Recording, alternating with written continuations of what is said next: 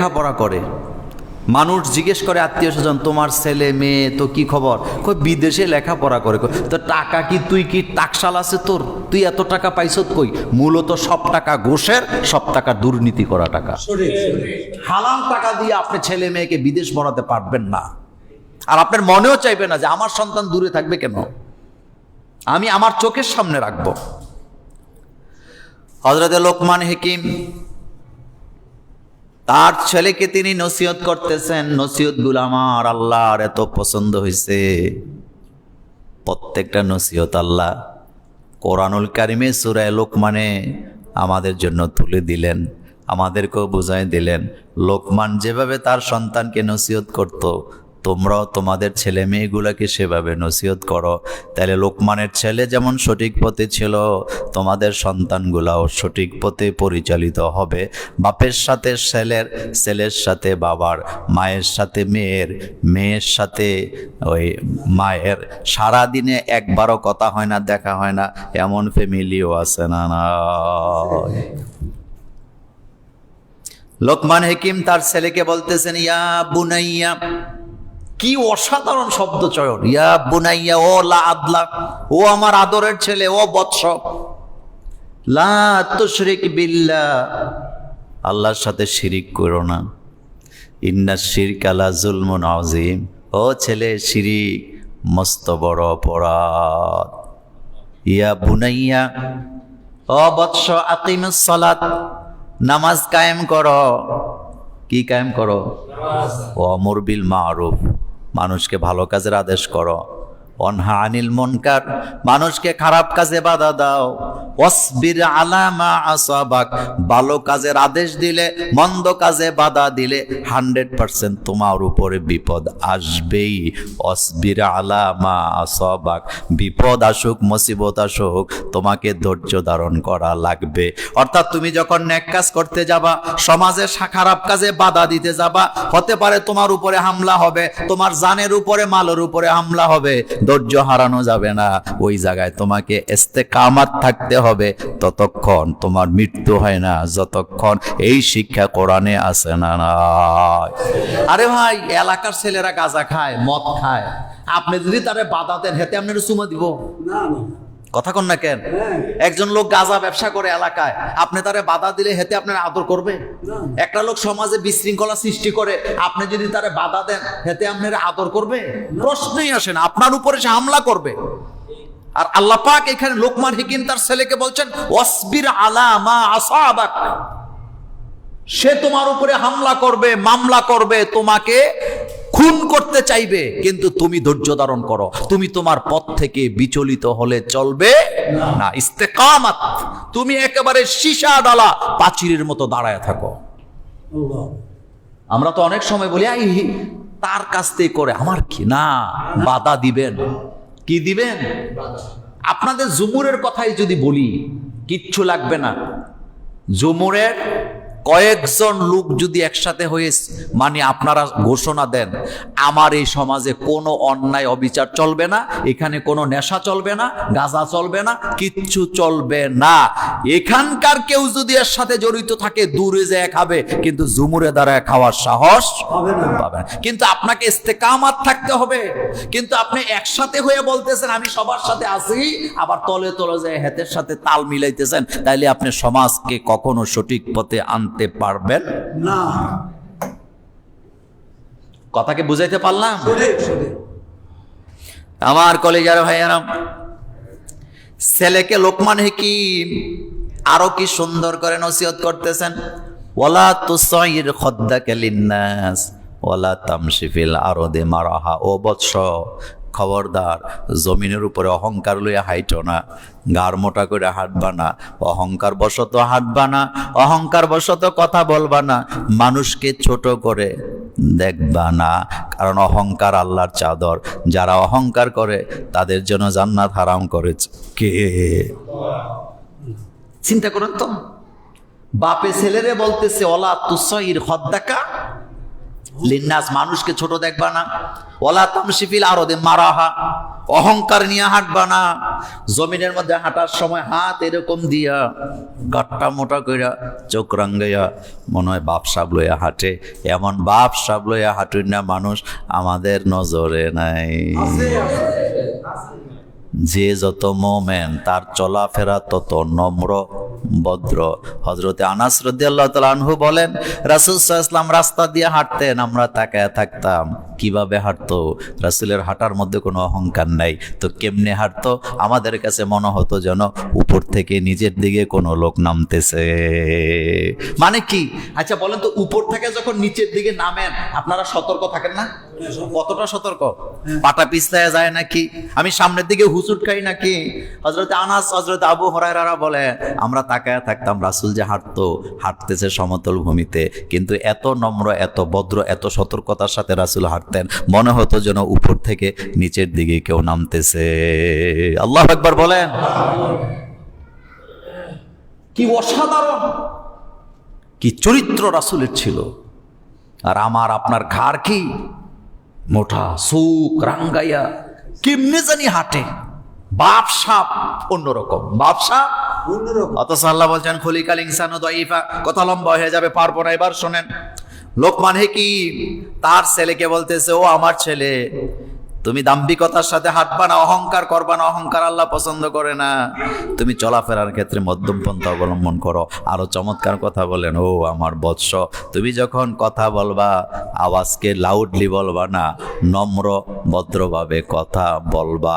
কথা বলার সময়ও চিল্লাইতে থাকে খামোখাই, এমন লোক আছে না? না আপনি আবার মনে মনে করেন না, মোল্লা ভাই আপনিও তো চিল্লান। আমি কি নর্মাল কথা বলার সময় চিল্লাই না বক্তৃতার সময়?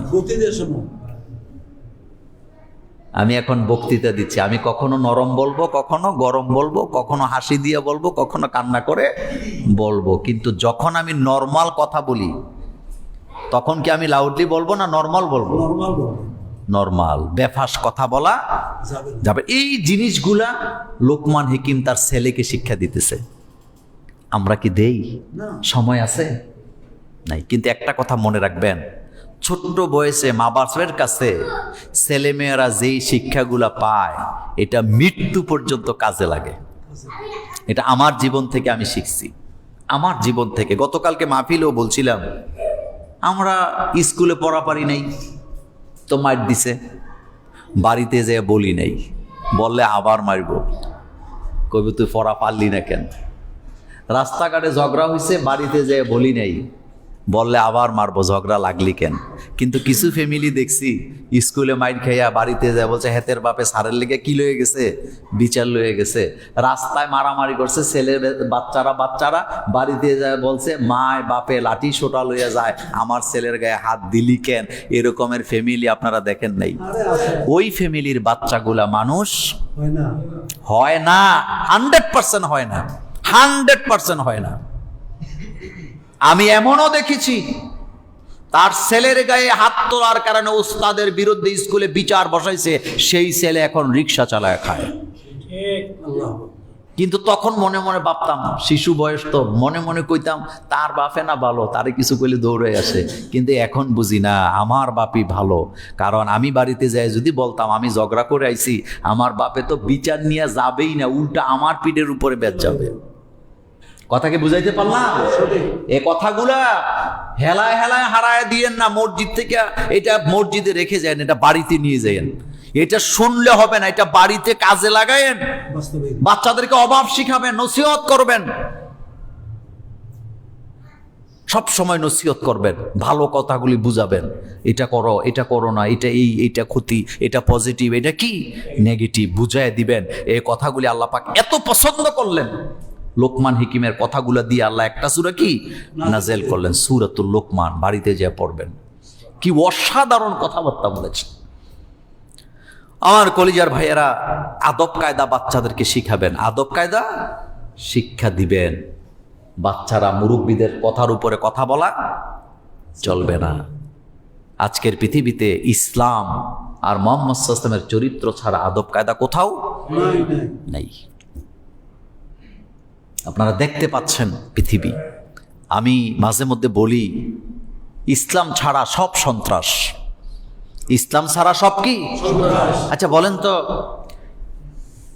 মুসা আলাইহিস সালাম তিনি সন্ত্রাস ছিলেন না ফেরাউনের সন্ত্রাস ছিল? কিন্তু আসামি হয়েছে কে?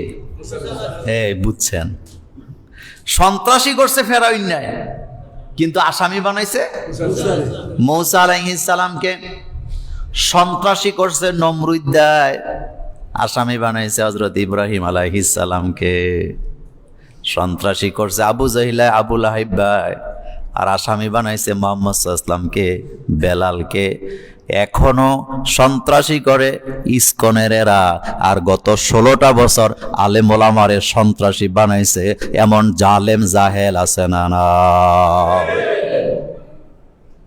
90% মুসলমানের দেশে অ্যাডভোকেট সাইফুলের মতো একজন ভদ্র নম্র ছেলেকে দিবালোকে তারা সবাই করে হত্যা করেছে। এর চাইতে বড় সন্ত্রাস পৃথিবীতে আর কিচ্ছু হতে পারে না। বাংলাদেশে ইসকনের জন্মের পর থেকে বাংলাদেশের কোন মুসলমান, কোন আলেম ওলামা, কোন ইসলামপন্থী লোক ইসকনের কোন সদস্যকে একটা থাপ্পড় দিছে তারা দূরবীন দিয়ে দেখাতে পারবে না। অথচ তারা সন্ত্রাসের পর সন্ত্রাস করে ঘরের ভিতরে অস্ত্র জমা করে তারা আজকে আমাদের সাইফুলকে হত্যা করেছে, যার 2 বছরের একটা বাচ্চা আছে, তার স্ত্রীর পেটে 4 মাসের একটা কি বলে অন্তঃসত্ত্বা মহিলা, তার পেটের মধ্যে বাচ্চা আছে, অথচ তারা তাকে দিবালোকে প্রকাশ্যে হত্যা করছে।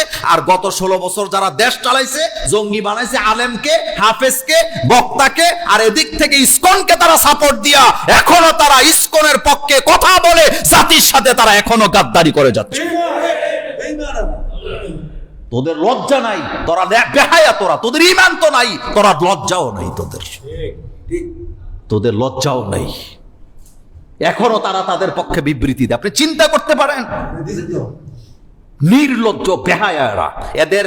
এদেরকে নিয়ে কথা বলতো ইদানিং লজ্জা লাগে আমার, কারণ লজ্জাহীনদেরকে নিয়ে কথা বলাটাও লজ্জা। কোন সাহসে? যোগে যোগে ইসলামপন্থীরা ছিল সুশীল, অথচ তাদের সন্ত্রাস বানাইছে। এ কথাগুলো সত্য না মিথ্যা? চলতেছে, এখনো কথা বলে, এখনো কথা বলে। একটা মানুষকে দিবালোকে হত্যা করা যায়? কি মানুষটাকে হত্যা করছে? বয়স কত তার? মাত্র 2 বছরের একটা বাচ্চা। তার স্ত্রী একবার হুঁশ আসে আর একবার বেহুশ হয়। তার স্ত্রীর পেটে যে বাচ্চাটা আছে, বয়স চলে 4 মাস, এই বাচ্চাটা বাপটা কি জিনিস সেটাও বুঝবে না কোনোদিন। এজন্য ছেলে মেয়েকে নসিহত করবেন, ছেলে মেয়েকে বুঝাবেন, এটা আপনার দায়িত্ব। আপনি বুঝান নাই, আপনি এটা ভোগ করবেন। আপনি এটা অন্যের সাথে, আপনার ছেলেটা বেয়াদবি করে, আপনার কাছে মজা লাগে যে আপনার ছেলে খুব পাওয়ারফুল, মানুষে ভয় পায়, আপনার গায়েও সে হাত তোলে, আপনাকেও সে গালি দেয়। এত সুখী হওয়ার কিচ্ছু নাই। আমার কথাগুলা মনোযোগ দেন। যেই পরিবারে স্বামী স্ত্রী তার বাচ্চাদের সামনে ঝগড়া করে, হাতাহাতি করে, মারামারি করে, আপনি লিখে রাখেন এই বাচ্চাগুলাও এই সুরতে বড় হয়। আপনি আপনার স্ত্রীর গায়ে তার সামনে হাত তুলছেন, আপনার স্ত্রী আপনার বাচ্চাদের সামনে আপনার গায়ে হাত তুলছে, আপনি 100% নিশ্চিত থাকেন আপনার বাচ্চাগুলো একদিন আপনার উপরে হাত তুলবে। এবং সে বড় হইয়া আপনার মেয়ে তার স্বামীর গায়ে হাত তুলবে, আপনার ছেলে তার স্ত্রীর গায়ে হাত তুলবে, কারণ এটা সে পরিবার থেকে শিখছে। আর আপনাকে যদি সে ভদ্র অবস্থায়, নম্র অবস্থায় দেখে, সে উপমা দিবে, আমি আমার আব্বা আম্মাকে ঝগড়া করতে দেখি নাই, সুতরাং এটা আমার সাথে যায় না। কথা কি বুঝাইতে পারলাম? আপনার ছেলে মেয়ে বলবে, আমি তো আমার আব্বা আম্মাকে ঝগড়া করতে কোনোদিন দেখি নাই, আলাদা বিছানায় শুইতে দেখি নাই, এত ভালোবাসা তাদের মধ্যে ছিল, তা আমার সাথেও তো এটা যায় না। কিন্তু আপনার সন্তান যদি আপনার এগুলা দেখে বড় হয়, গালাগালি, মারামারি, হাতাহাতি, দরাদরি, আপনি 100% নিশ্চিত থাকেন আপনার বাচ্চাগুলো এই সুরতে, এই চরিত্রে বড় হবে এবং এই চরিত্রগুলো তাদের মধ্যে দেখা যাবে। ইসলাম সার্বজনীন। Islam is the complete code of life. ইসলাম শুধু জিকির শিখাইতে আসে না। আমাদের পিসাবরা তো এই যে বললেই তো গালি দেয়। আমাদের পিসাবরা মনে হয় যেন জিকির ছাড়া আর কোনো আমলই দুনিয়াতে নেই।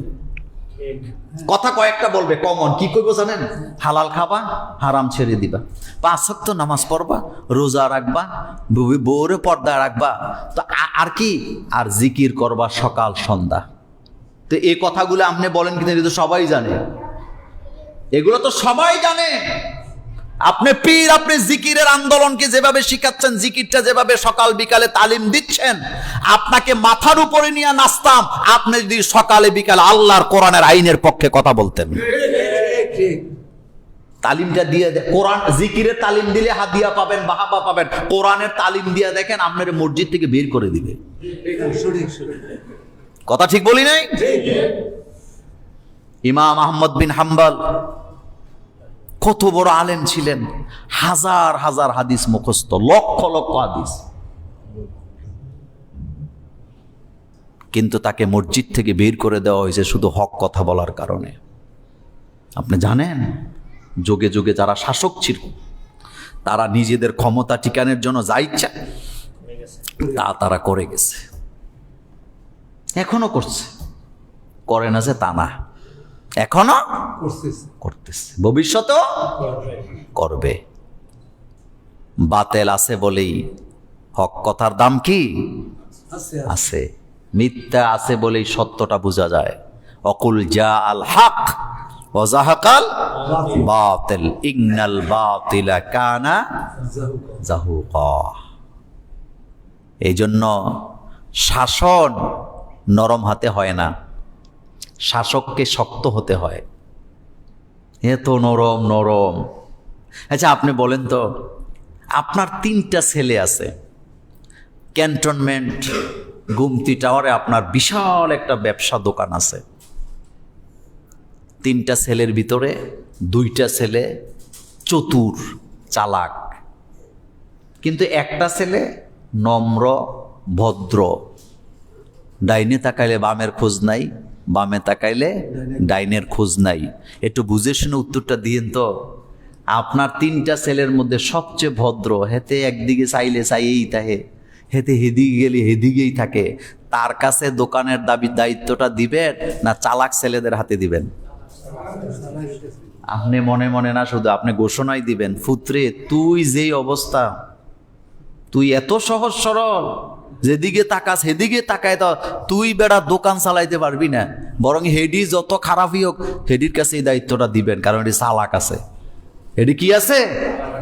আপনি মনে করেন না যে আপনি শাসক হইয়া একেবারে ফেরেশতা টাইপের দিয়ে আপনি মানুষ শাসন করে ফেলবেন, হবে না। আপনি অতীত থেকে শিক্ষা নেন। সুলতান সুলেমান তিনি যেমন নরম তেমন ছিলেন গরম। ওসমানী শাসন আমল, এরপরে সুলতানি শাসন আমলের শাসকদের জীবনী পড়ে দেখেন, তারা নিজের ভাইকেও মাফ করেন নাই। কারণ রাষ্ট্র টিকাইতে হইলে নিজের আপন ভাইও যদি গাদ্দারি করে তাকেও দুনিয়া থেকে সরায়া দাও, নতুবা তোমার রাষ্ট্র টিকবে না। এত নরম, এত নরম, হবে না। কথাকে বুঝতেছেন? হবে না। মুরব্বীদের একটা কথা আছে, শাশুড়ি যদি বেশি নরম হয় সংসার না, অবশ্যই চলে না। আর শাশুড়ি যদি ঠিক মতো হয়, 5টা পুত্রবধূ থাকলেও লাইনে লাইনে চলে। বড়রি আগে কয়ে দেয়, কই আইছো জানো না, বাঘের মুখে পড়ছো, সোজাই আসলো, নাইলে খবর আছে। কথা কি ঠিক বললাম? আপনি বাপ, আপনি মা, আপনি শ্বশুর, আপনি শাশুড়ি, আপনি যদি ঠিক মতো শক্তের জায়গায় শক্ত হতে না পারেন, আপনার ছেলে মেয়ে পুত্রবধূরও বেপরোয়া চলবে, আর আপনি হবেন দায়ুস। কথা বুঝাইতে পারেন? আপনি কি হবেন? দায়ুসের অর্থ আমাদের দেশে ভুল করা হয়। আমাদের দেশে দায়ুস বলতে বুঝে যেই মহিলা বেপরদায় চলে। কথা কি ঠিক বললাম? না, দায়ুস মানে হলো ওই পুরুষেরা দায়ুস যেই পুরুষেরা তার মেয়ের, তার বোনের, তার স্ত্রীর বেপরোয়া চলাফেরা দেখার পরেও, তার পরিবারের মহিলাদের বেপরোয়া চলাফেরা দেখার পরেও শাসন করে না, নসিহত করে না, তাদেরকে কন্ট্রোল করে না, তাদের দিকে তাকায় না, ছেড়ে দিয়ে রাখে, ওই পুরুষেরা দায়ুস। আর জান্নাতের দরওয়াজায় লেখা আছে দায়ুস কখনো জান্নাতে প্রবেশ করতে পারবে না।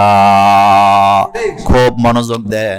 আপনার বউ ইচ্ছা মতো চলে, আপনি তারে শাসন করেন না, আপনি দায়ুস। আপনার মেয়েটা ইচ্ছা মতো চলে, আপনি তারে শাসন করেন না, আপনি দায়ুস। আপনার বোনটা বেপরোয়া চলে, ইচ্ছা মতো মোবাইল টিপে, আপনি তারে শাসন করেন না, আপনি দায়ুস। আপনার স্ত্রী ফেসবুকে বন্ধু বান্ধব জমায়ে ফেলছে, মেসেঞ্জারে, হোয়াটসঅ্যাপে, ইমোতে বন্ধু বান্ধব ছাড়তে পারে না, আপনি স্বামী হয়ে তাকে বাধা দেন না, আপনি দায়ুস। আপনার মেয়েটা ফ্রেন্ডশিপ করে ছেলেদের সাথে, বাধা দেন না, আপনি দায়ুস। আপনার বোনটা বেপরোয়া কলেজে যায় বন্ধু বান্ধব নিয়ে ঘুরে, আপনি বাধা দেন না, আপনি দায়ুস, আপনি দায়ুস, আপনি দায়ুস। আর দায়ুস লা ইয়াদখুলুল জান্নাহ, দায়ুস কখনো আল্লাহর জান্নাতে যাবে না।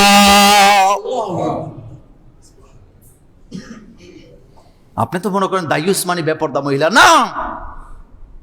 দায়ুস হলো তারা যারা কি করে না, নিজের পরিবারের মহিলাদেরকে শাসন করে না। ভেতরে জিগাই কিরে মিয়া তোমার বউ এত বেপরোয়া চলে কেন? কই কথা শুনে না। তো কথা না শুনলে ইসলামে এটার ব্যাপারে কোনো সমাধান নাই? আছে। আপনার স্ত্রী কথা শোনে না, আপনি শাসন করবেন, নসিহত করবেন, নসিহত করতে থাকেন। 3টা পদ্ধতিতে আপনি তারা শাসন করবেন।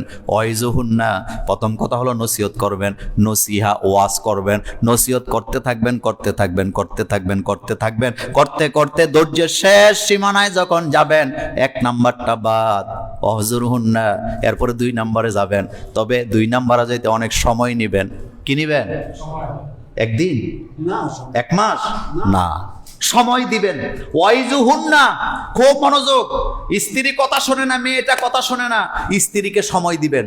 স্ত্রীর ব্যাপারে কথা বলছি, স্ত্রীকে সময় দিবেন। সেটা কি? ওয়াইজুহুন্না, ওয়াজ করতেই থাকবেন, নসিহত করতেই থাকবেন। এটা আমার পছন্দ না, এটা যায় না, এটা ইসলাম পছন্দ করে না, এটা সমর্থন করে না, এটা হবে না, এটা করা যাবে না। ওয়াজ করবেন, ওয়াজ করবেন, করতে করতে সময় দেওয়ার পরে যখন দেখবেন ওয়াজে কাম হয় না, এখন আল্লাহর শিখানো পদ্ধতি 2 নাম্বারে যাবেন। অস্ত্র কয় নাম্বার? সেটা হলো অহজুরহুন্না, বিছানাটা আলাদা করে দেন। বিছানা আলাদা মানে বাপের বাড়ি পাঠাবেন না, আপনার ঘরেই থাকবে।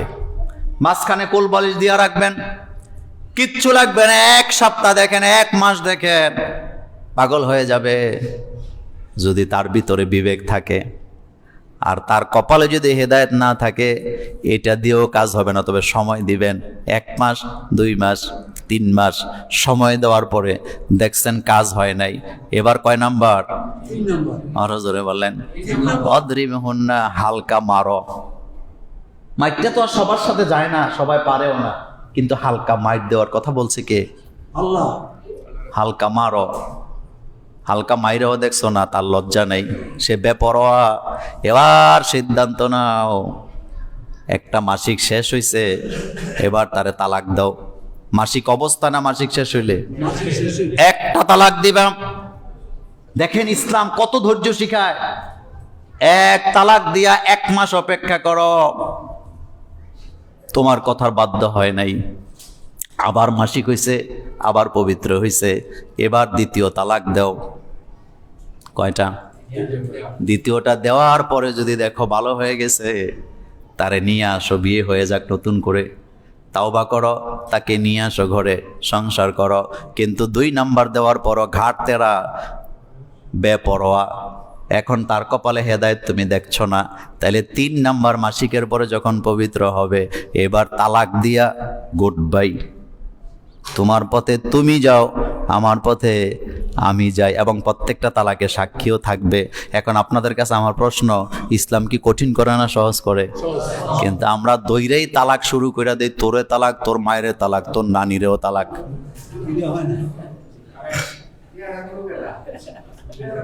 সময় নাই, হাতের হাতে সময় নাই, তোরে তালাক।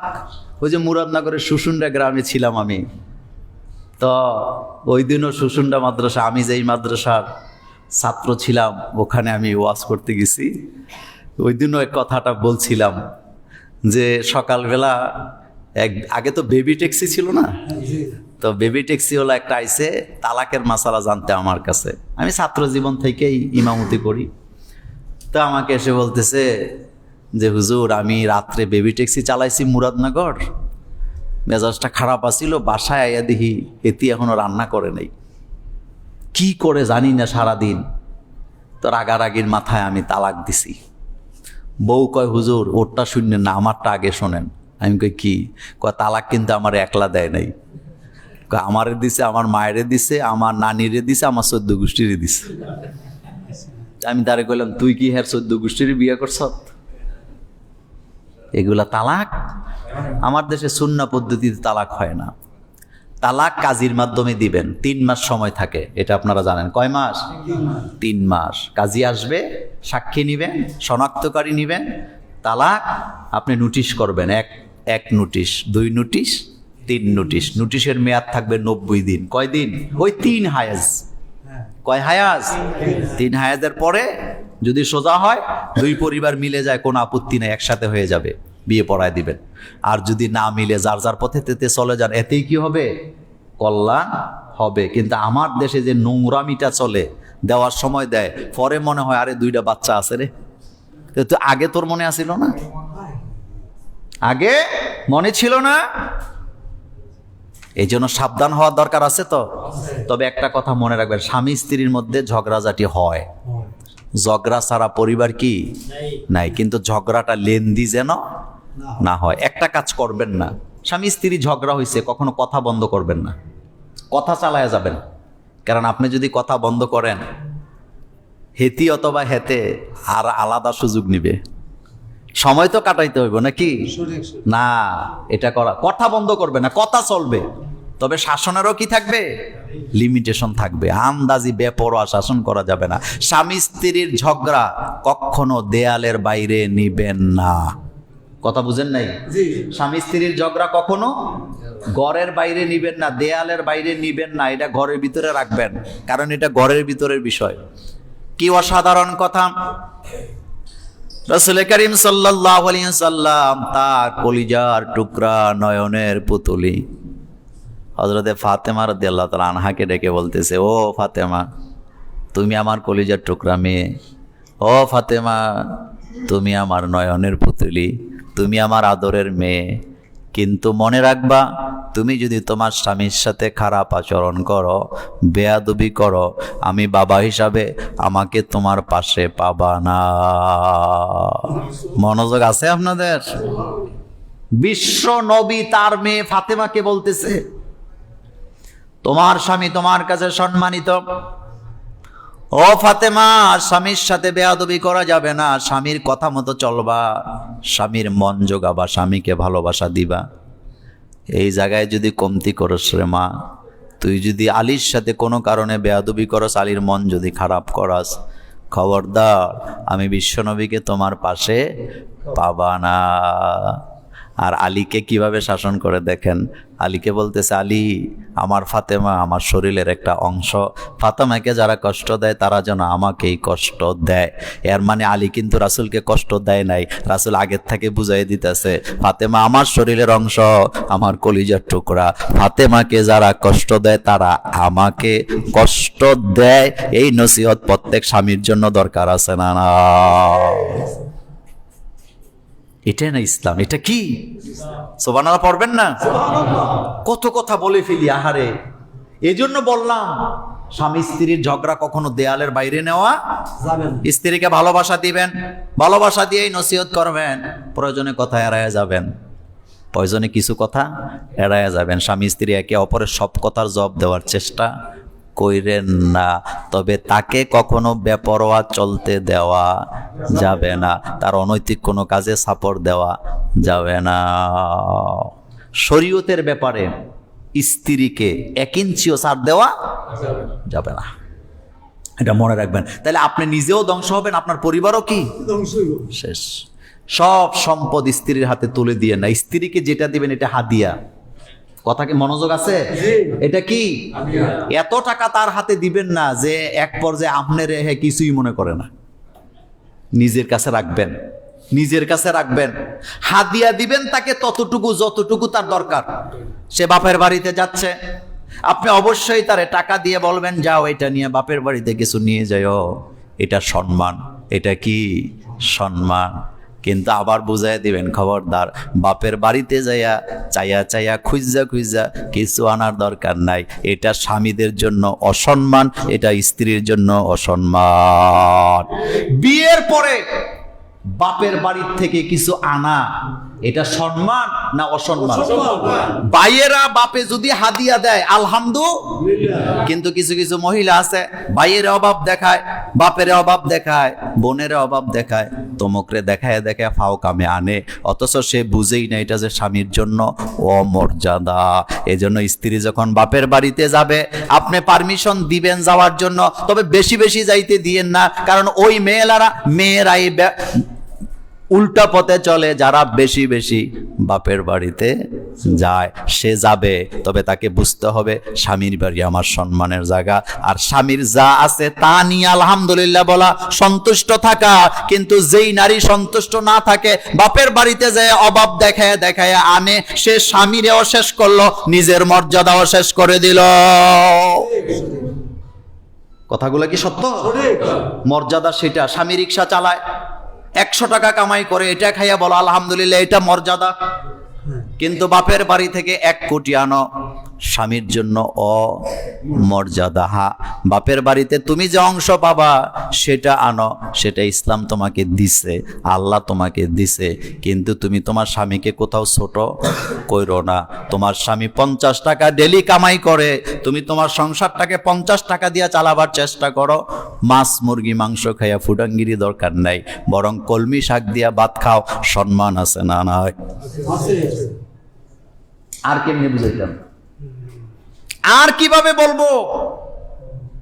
একজন মহিলার জন্য তার স্বামী সবচাইতে সম্মান, গুরুত্বপূর্ণ। স্বামী যতক্ষণ আছে সম্মান আছে ততক্ষণ, স্বামী নাই সম্মানও নাই, শেষ। তুমি বুঝবা না ততক্ষণ, স্বামীকে হারাবা না যতক্ষণ।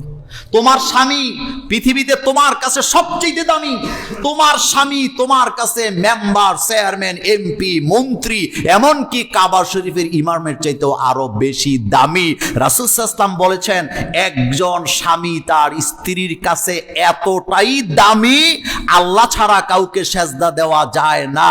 যদি দেওয়া যেত, আমি নারীদেরকে বলতাম তারা যেন তাদের স্বামীদেরকে সেজদা দিয়ে সম্মান করে।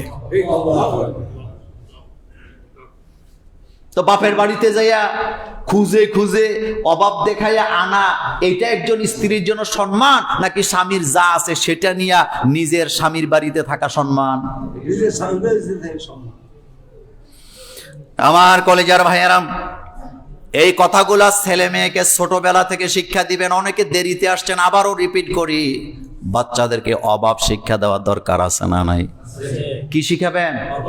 অভাব শিখাবেন। সেদিকে গেলাম না। এরপরে অনেক কথা তো কত যে নোট করছিলাম, বাচ্চাদেরকে কোনটা পাপ কোনটা সওয়াব, কোনটা গুনাহ কোনটা কি সওয়াব, ছোটবেলা শিখাবেন। কাদামাটি চিনেন তো?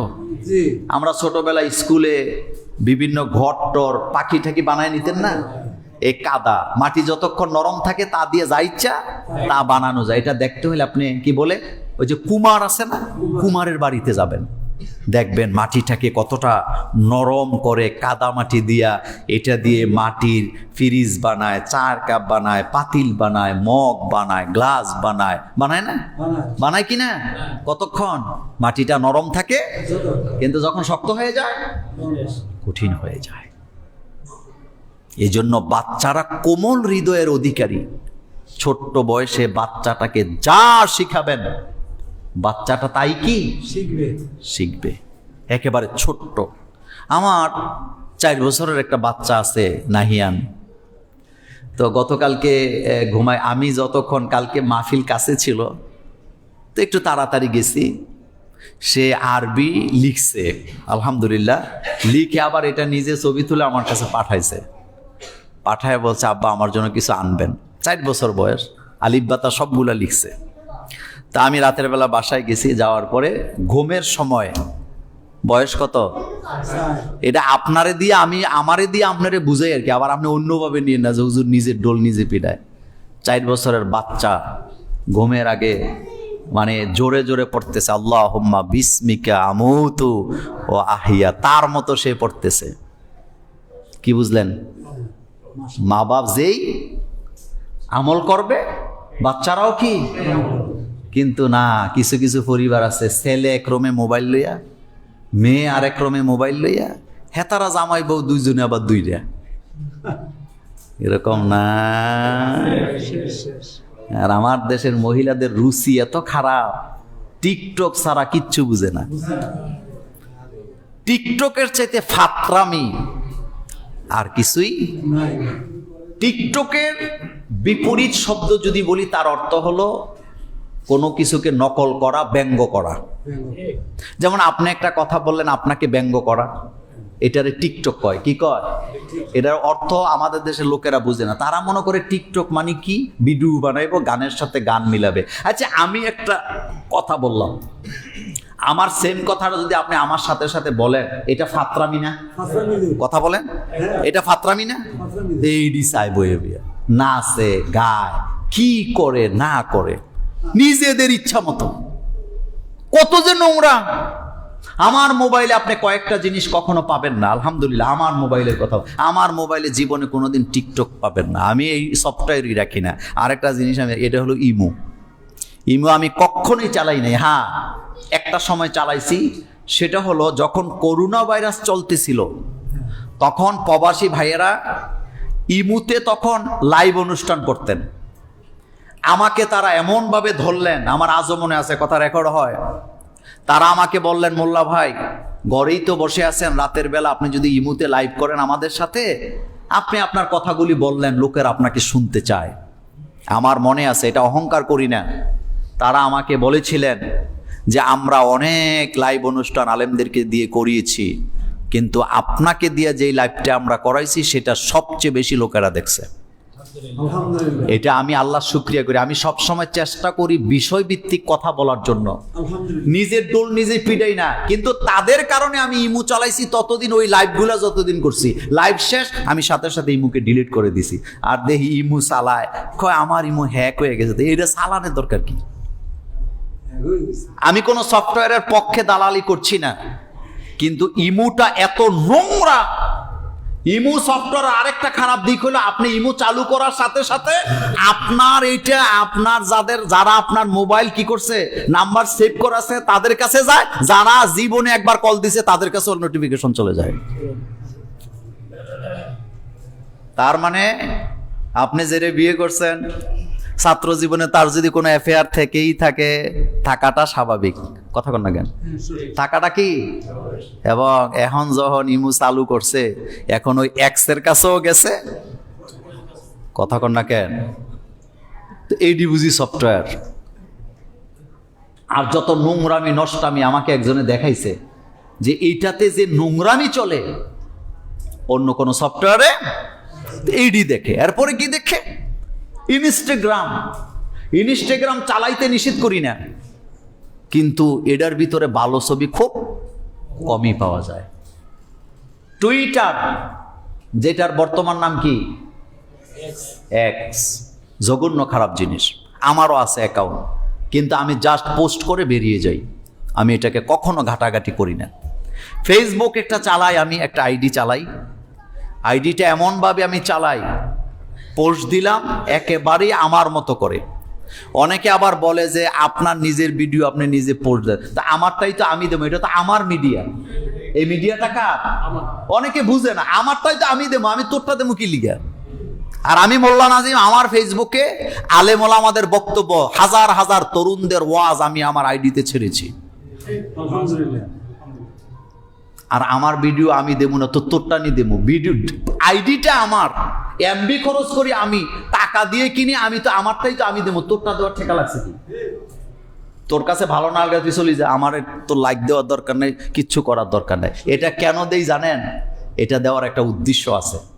উদ্দেশ্যটা হলো, নায়ক নায়িকারা, গায়ক গায়িকারা বাসে উঠে কেমনে, হেডো ভিডিও হয়।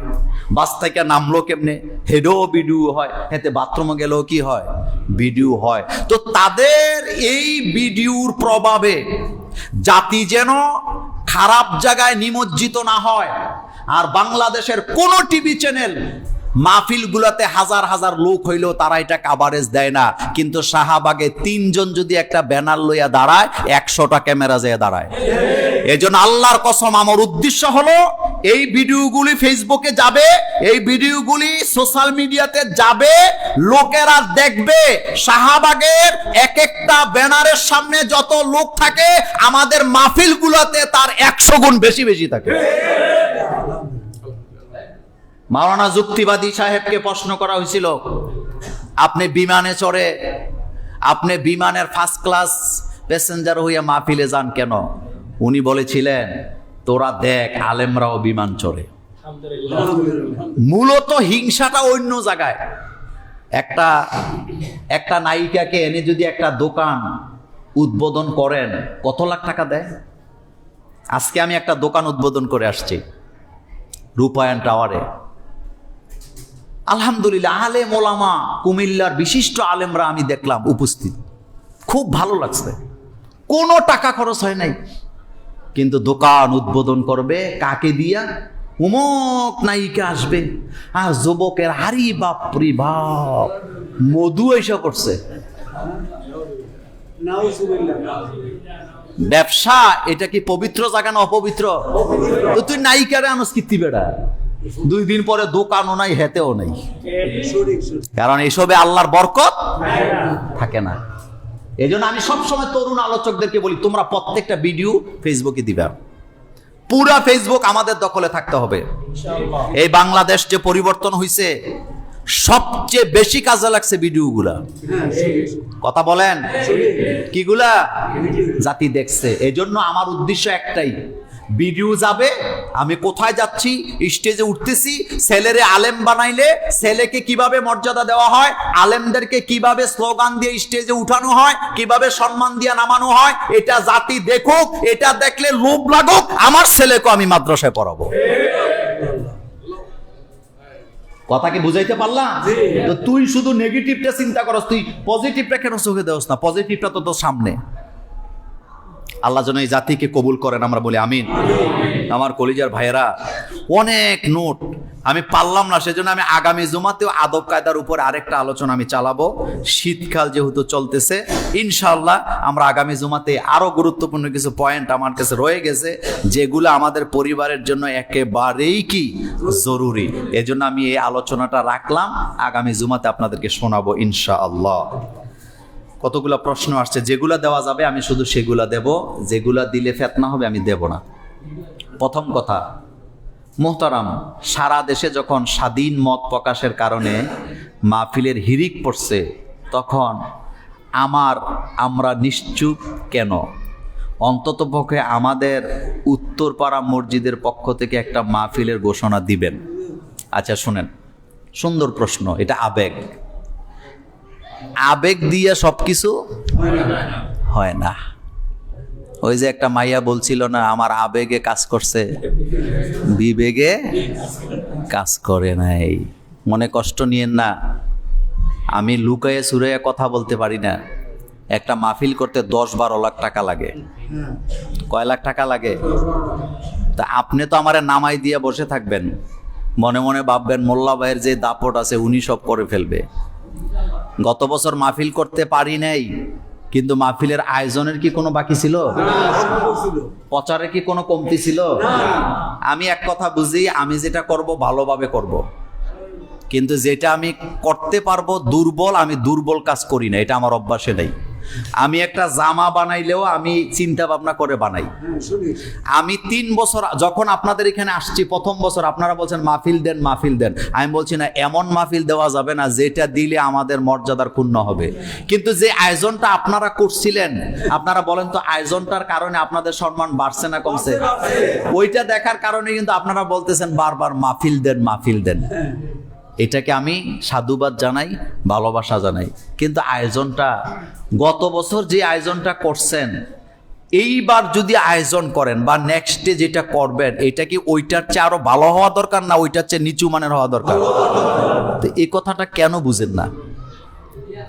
এই জুমুর আপনার কাছে মনে হয় জুমুর, কিন্তু আপনি এটা বুঝতে হবে, এই জুমুর সারা পৃথিবীতে চিনে। হ্যাঁ সঠিক বাংলাভাষী মানুষ যেখানে আছে এই জুমুরের ভিডিও সেখানে ছড়ায় আছে, এটা আপনাকে বুঝতে হবে। সঠিক এটা নেয়ামত কে দিছে? আল্লাহ।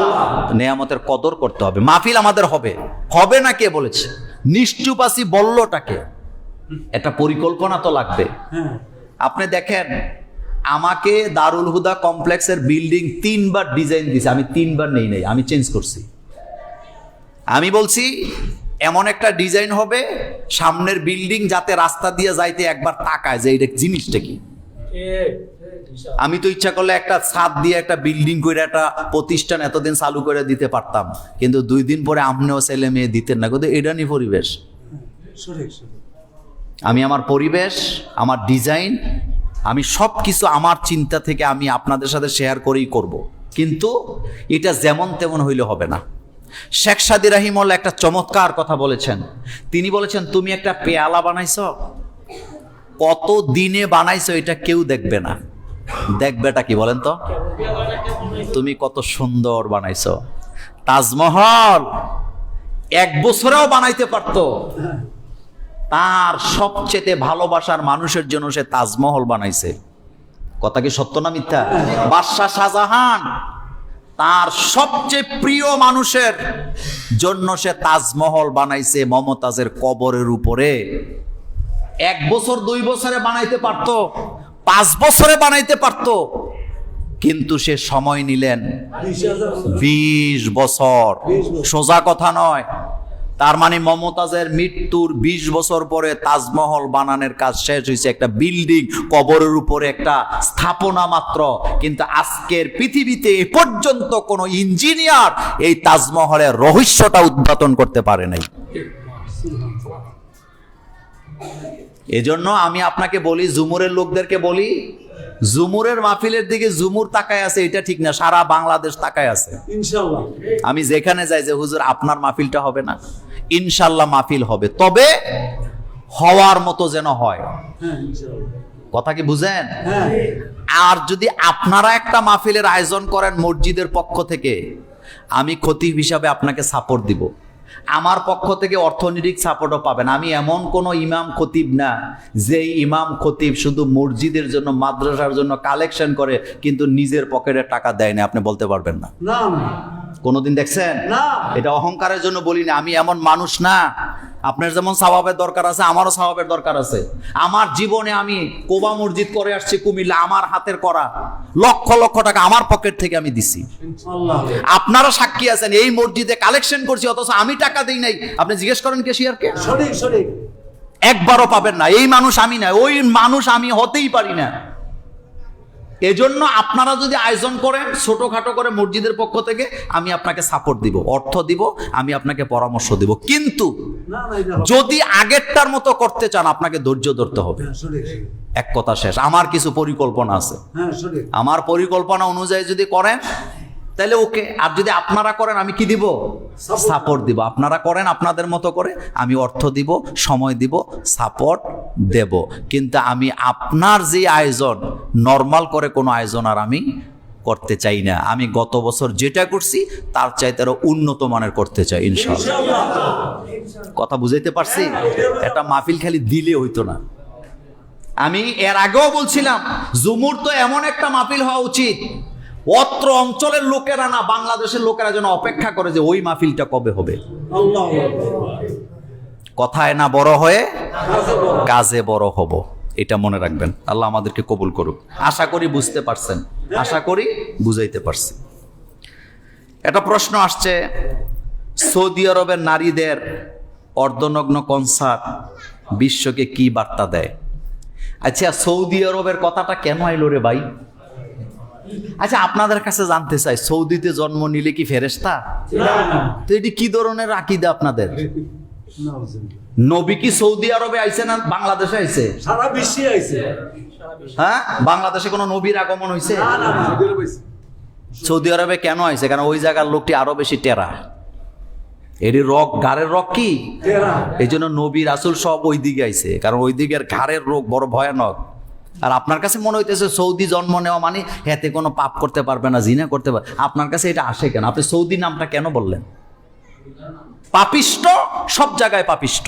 হ্যাঁ কাবা শরীফের থেকে আবু জহিলের বাড়ি বেশি কাছে না রাসূলের বাড়ি কাছে? আবু জাহেলের কাছে। আজ্ঞা দেয়। কাবাগর থেকে আবু জহিলের বাড়ি একেবারে পাশে, একদম সামনে। রাসূলের বাড়ি আরো আর দূরে দূরে। কিন্তু আবু জহিল কোথায় যাবে? জাহান্নামে। কোনো সন্দেহ আছে? না। তো সৌদিতে জন্ম নিয়ে সৌদির মানুষ সব ফেরেশতা, সৌদির মহিলারা সব ফেরেশতা, এইটা আপনার ভিতরে ঢুকেই লোকেরাই। দুষ্ট লোক সব জায়গায় দুষ্ট, ভালো মানুষ সব জায়গায় ভালো। আফ্রিকার জঙ্গলে ভালো মানুষ আছে যারা জান্নাতে যাবে। সৌদি আরবের মক্কায় এখনো এমন লোক আছে জান্নাতের গন্ধও পাবে না। এই জন্য শুধু সৌদি না, এটা সব জায়গায় চলছে। শয়তানের দূরত্ব সব জায়গায়, সব জায়গায়। কিয়ামতের আগে মদিনার আশেপাশ পুরাটা শয়তানে দখল করবে। আপনি কি মনে করছেন? এজন্য শুধু সৌদি না, নগ্ন সব জায়গায় আছে, সব জায়গায় চলবে। নগ্ন যেমন থাকবে, প্রতিবাদও কি থাকবে। আপনি দেখবেন আরব বিশ্বের আলেমরা প্রতিবাদ করে কিনা, তারা তাদের জায়গা থেকে যথেষ্ট প্রতিবাদ করে। এটা বুঝতে হলে আপনি কাবার ইমামদের খতবাগুলো শুনতে হবে। আপনি তো শোনেন না, সময় নেই আপনার, আপনি জানেনও না কাবার ইমামরা যে খতবা দেয় এটা যে বাংলা হয়। আমাদের বাংলাদেশের আলেমরা এটাকে বাংলা করে। আপনি এটা শুনবেন, তাহলে দেখবেন তাদের প্রতিবাদগুলি কত কঠিন। কিন্তু তারা তো প্রতিবাদ করতে পারবে, দেশ কি তারা কন্ট্রোল করতে পারবে? তারা তো, আমরা তো বলতে পারি, আমরা কি করতে পারি? বলতে পারি, কিন্তু দায়িত্ব হেদায়েত কে দেয়? আল্লাহ পাক দেয়। কিন্তু এটা ভালো লক্ষণ নয়, শুধু সৌদিকে বললে হবে না। এটা সব জায়গায় শয়তানি এখন চলতেছে, সব জায়গায় শয়তানি চলতেছে। সুতরাং আমরা দোয়া করি আল্লাহ যেন মুসলিম জাতিকে হেফাজত করেন।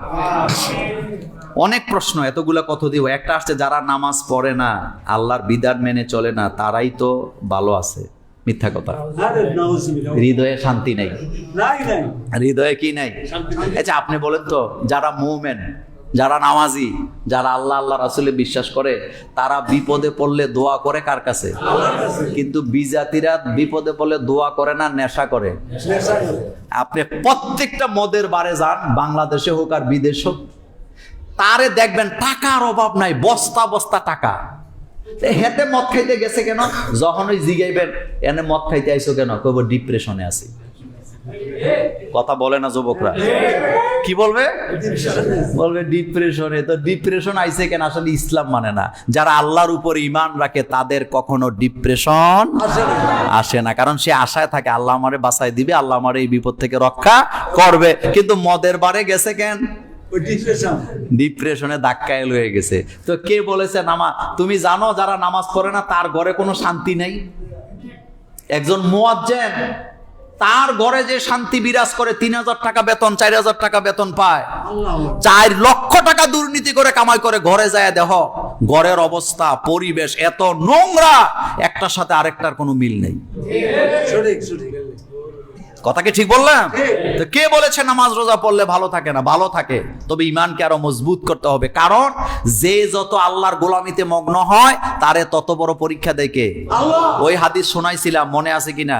নবীদের পরীক্ষা আর মোমেনদের পরীক্ষা এক নয়। মোমেনদের পরীক্ষা সাধারণ মোমেনের পরীক্ষা এক নয়। আল্লামা সাইদির চাইতে ভালো আলেম, ভালো মানুষ, ভালো বক্তা বাংলাদেশে আর কেউ ছিল না। কিন্তু একটানা কয় বছর জেল খাটলো? 13 বছর। তা আপনি কি মনে হয়েছে আপনার কাছে? আপনি কয়দিন জেল খাটছেন? আল্লাহ। এই লোকটার কথা শুনে কয়েক হাজার অমুসলিম মুসলমান হইছে। জাকির নায়েক হাজার হাজার মানুষে ইসলাম ধর্ম গ্রহণ করাইছে, দেশেই তো আসতে পারে না। তা আপনি কি বললেন যে নামাজ পড়লে তারা ঠিক থাকে না? নামাজ পড়লে আল্লাহর পক্ষ থেকে আপনার উপরে ঈমানের পরীক্ষা আসবে। আপনি যদি ওই পরীক্ষায় পাশ করেন, আপনি জান্নাতে চলে যাবেন। সুবহানাল্লাহ। প্রশ্ন আসছে মেইন লাইন বিদ্যুৎ নিয়ে ওয়াজ মাহফিল খেলাধুলা করা যাবে কিনা? না, যাবে না। যাবে না। যাবে না। যাবে না। এটি হলো নেক্সরতে ধোকা। হ্যাঁ। বিদ্যুৎ তোর আব্বার এটা, তুই এটা থেকে লাইন নেস কেন? না না হবে না। অনুমতি নিয়ে পারবেন। হ্যাঁ। কথা কি বুঝে আসছে? সঠিক সঠিক। অনুমতি নিয়ে। এদেশে এখন শীতকাল আইতেছে, কি খেলা? ব্যাডমিন্টন। কি দিয়া? হ্যাঁ। কারেন্ট কই থেকে? ওই যে হ্যাঁ থেকে। না, ওয়াজ মাহফিলও পারা যাবে না, অনুমতি লাগবে। আপনি কার হক নষ্ট করতেছেন? কার হক দিয়া ওয়াজ করাইতেছেন? এই জন্য নিজেদের মিটার নামায় নেবেন, নিজেদের থেকে করবেন। আর যদি বিদ্যুতের লাইন থেকে কারেন্ট নেন, অবশ্যই কর্তৃপক্ষের কি নিবেন, পারমিশন দিতে হবে। পারমিশন দিবে না এমন আমি আশা করি না, দিবে, কিন্তু আপনি পারমিশন নিতে হবে। এত বড় সাহস নাই যে আপনি একটা ওয়াজ করাবেন, তাদের কাছে দরখাস্ত দিলে বলে দিবে না দিতাম না, এটা বলবে না। কারণ বিদ্যুৎ এমন একটা জিনিস, আসলে আমাদের বাংলাদেশের মানুষ বিদ্যুতের যেই খাসারা হয় এটা কিন্তু বুঝে না। যেমন আপনি 2 মেগাওয়াট বিদ্যুৎ উৎপাদন করলেন, একটা নির্দিষ্ট টাইমের মধ্যে এটা কি করতে হবে, খরচ না করলে এটা থাকবে না বাদ, এটা কিন্তু বাদ। এটাকে বলা হয় সিস্টেম লস। কি বলা হয়? আমাদের দেশের লোকেরা এটা বুঝে না। সিস্টেম লস বিদ্যুতে সব দেশে থাকবেই, কারণ এটা উৎপাদন করলে ব্যবহার করতে হবে, ব্যবহার না হইলে এটা কি, এটা বাদ, এটা বেনিশ। এই জিনিসটা আপনাকে বুঝতে হবে। এই জন্য মাহফিলের জন্য, ওয়াজের জন্য আপনি কি করবেন, অনুমতি নিয়ে লাইন নামাবেন। আর খেলাধুলার জন্য মোটেই না। অনুমতি কবে বেটা হুজুরের ওয়াজ হুজুরের কাছে রাখ, আগে খেললালো। আরে না, আচ্ছা, প্রশ্ন মোহতারাম, আমার 2টা প্রশ্ন। 1 নাম্বার, মৃত্যু ব্যক্তির জন্য দোয়া করা বাড়িতে বসে নাকি কবরে গিয়ে, কোন জায়গায় দোয়া করবেন? খুব মনোযোগ দেন। মৃত্যু ব্যক্তির জন্য দোয়া যে কোনো জায়গা থেকে করা যায়। করা যায়। কাছে যাওয়া কি না জরুরি না। আপনার আব্বা আম্মা অনেক দূরে মরে আছে, তাদেরকে মাটি দিছেন, তাদের কবরস্থান অনেক দূরে, আপনি যেতে পারছেন না কর্মব্যস্ততার কারণে, আপনি সব সময় তাদের জন্য দোয়া করবেন, তবে কবরের কাছে যাবেন মাঝে মাঝে। রাসূল সাল্লাল্লাহু আলাইহি ওয়াসাল্লাম বললেন, তোমরা কবরের পাশে যাবা, কারণ কবরের পাশে গেলেই আখিরাতের কথা মনে হয়। কিসের কথা মনে হয়? এর অর্থ আবার কবরে কিন্তু পূজা করতে যাইয়েন না।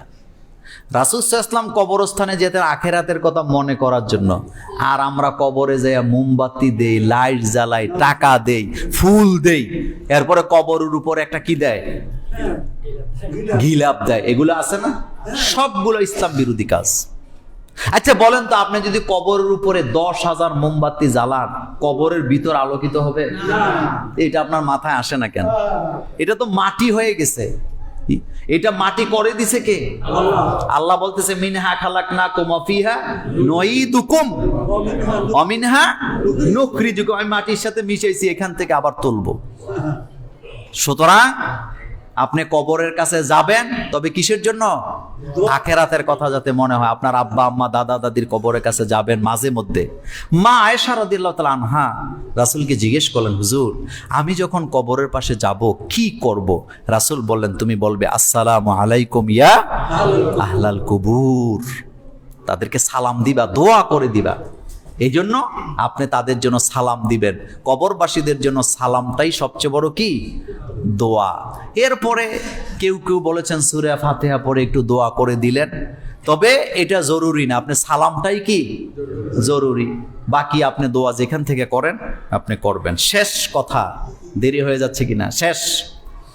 হাসনাতু সার্জিসের হামলা ইসকনের উদ্দেশ্য কি? আমি এ বিষয়ে কিছুই জানি না, আমি শুধু শুনছি গাড়ি অ্যাক্সিডেন্ট করছে। এখন গাড়ি কেন অ্যাক্সিডেন্ট করছে এটা তো গোয়েন্দা বিভাগের বিষয়। আমাদের নিজের ঈদের নিরাপত্তা নেই। রাস্তায় যে চলি, আপনারা মনে করতেছেন যে আমাদের হুজুর মাশাআল্লাহ ডেলি 3টা-4টা মাহফিল করে, কিন্তু আমাদের অবস্থাটা কি আপনারা কিন্তু একটু অনুভব করার চেষ্টা করবেন। আমি গত পরশু দিনের একটা শিডিউল আপনাকে বলি, কইবেন যে এত মাহফিলের দরকার, কিন্তু মাহফিল তো না কইরা পারি না, জুমুরে আইসা উঠে বসে থাকে লোকেরা। দেখছেন না আপনারা? মাহফিল তো আমরা করতে চাই না। আমি সিদ্ধান্ত নিয়েছি আগামী বছর আর এত মাহফিল করব না। কারণ একটা কষ্টের কথা বলি, দিনের বেলা মাহফিল করছি 14 গ্রাম, 14 গ্রাম থেকে কোথায় গেলাম? কোথায় 14 গ্রাম, কোথায় শাহরাস্তি, ঘুইরা যাইতে হয়েছে 20 রোড দিয়া গেলাম শাহরাস্তি। শাহরাস্তি মাহফিল করে এরপরে আবার গেছি রাত্রে কসবা। গাড়ি আস্তে চলে না জোরে চলে? আপনারা দেখছেন যে আব্দুল হাই সাইফুল্লাহ আমাদের আলোচক, আমার অত্যন্ত আদরের স্নেহের, তার গাড়িটা পেছন থেকে মারছে, সামনে যায় ঢুকে গেছে। অ্যাক্সিডেন্ট এটা হলো জীবনের একটা অংশ। জীবনের কি? হাসনাত সার্জিৎ যদি অ্যাক্সিডেন্ট করে থাকে আমরা দোয়া করি আল্লাহ তাদেরকে হেফাজত করুক, কিন্তু এই অ্যাক্সিডেন্টটা দেখেই আপনি বলে দিবেন কেউ না কেউ করছে, এইটাও আমি মানি না। এটা আমি কি না? তাইলে এরা যাদেরকে আপনি দোষারোপ করছেন তারা জানলো কেমনে যে এই গাড়িতে তারা আছে? রাস্তায় কি শুধু তাদের গাড়ি থাকে না হাজার হাজার গাড়ি থাকে? তো তারা যে এইটা, তাদেরকে তো আইনশৃঙ্খলা বাহিনীও প্রোটেকশন দেয়, প্রটোকল দেয় না? দেয় তো, দিতেছে তো। তবে এমন কিছু হয়ে থাকলে এটা জাতির জন্য লক্ষণ কিনা? ভালো না।